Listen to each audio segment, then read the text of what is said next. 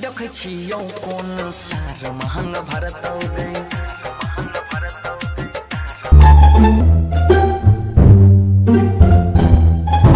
Oh no! Oh no!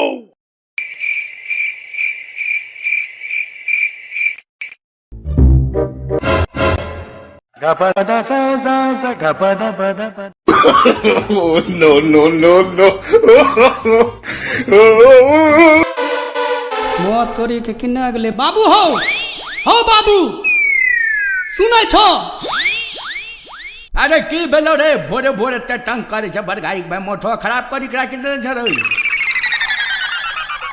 माथा खराब हुए छ तो हमरा बर्बाद करी के राखी दिलो। एक रति तिलक के चक्कर में हई करकी मोगिस को हमरो बियाह करा दिलो। हां अरे बाप रे बाप ए बेटा करकी गोरकी त संसारे चले छ रे ए भगवान चुप चुप बेटा चुप। हाँ संसारे चले छ। अगर ई करकी मोगी ये घर में रहलो तो हमरो मरलो मुंह देखबो समझलो। माया का बाबू के समझाभन गए ये कुछ समझबे नहीं करे छो। अरे भगवान हमें की बटैया इक्वरिया बुढ़वा जे छ गोरकी मोगी फोटो देखाय करकी कराय दे के हमर बेटा की हो जित हो ए बाबू। चुप मयो चुप बाबू हो। अगर यदि ई मौगी के नहीं भगैलो और ई तिलक वाला पल्सर और पैसा नहीं लौटैलो तो घरों में विनाश करी देबो। ई करकी मौगी को भगबो रखेंगे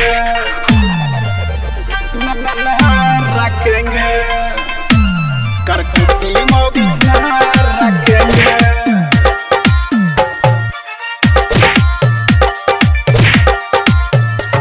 करकी मोगी रखेंगे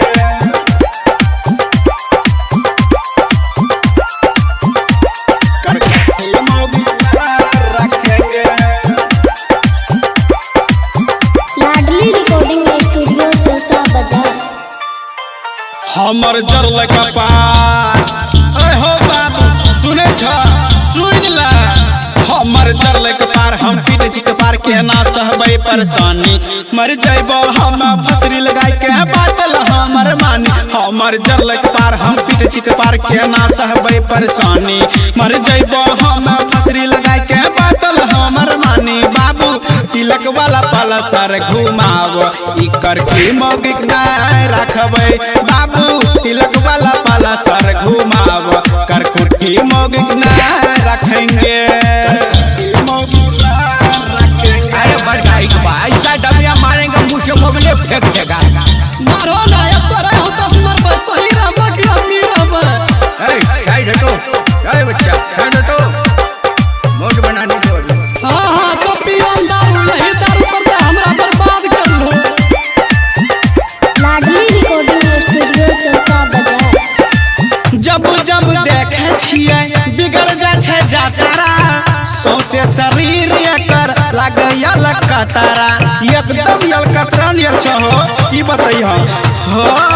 जब जब देखे छियै बिगड़ जा छै जातारा सौसे शरीर एकर लागल कतारा पैसा के करी लेल गेंद जन के हो हमारा के लेल हई कर के कन बेच हो देखी मोगी गोर गोर सुखै छै ठोर लागे तोड़ दिए एकर गतर हमरा ले ऐसन कनिया खोजल रह करे जा पत्थर। देखी मोगी गोर गोर सुखै छै ठोर लागे तोड़ दिए एकर गतर हमरा ले ऐसन कनिया खोजल रह करे जा पत्थर। बाबू तिलक वाला पल्सर लौटाव ई करकी मोगी ना रखबै बाबू तिलक वाला पल्सर घुमाव करकी मोगी ना रखेंगे।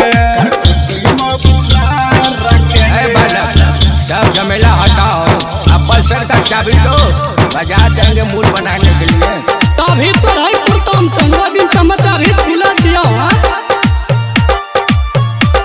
करकी मोगी रखेंगे। लाडली रिकॉर्डिंग स्टूडियो चौसा बाजार। लाल पियर दै छियै हम खरीदी के टिकली तैयो न सुंदर लागे मगी निकली देखे छो केना दाँत निकाल के बैठल छै हो लाल पियर दै छियै हम खरीद के टिकली तैयो न सुंदर लागे मौगी दत निकली अगुआ तो रहे साला बड़ी घुसखोर हो शादी में हमारा ला गाई दल के जोर हो साचे कहे राज हमरा लागे बैला अब हम कौन चीज करबा जल्दी कर दा हम फैसला ना त माथा यापन फरबा साचे कहे राज हमरा लागे बैला अब हम कौन चीज करबा जल्दी कर दा हमर फैसला ना त माथा यापन फरबा बाबू तिलक वाला पल्सर लौटाब ई करके मौगी ना रखब बाबू तिलक वाला पल्सर घुमाव कर कुटी मौगी ना रखेंगे एकदम न रखेंगे। अरे सब कोरिया मिली के बाप बेटा को मार देल के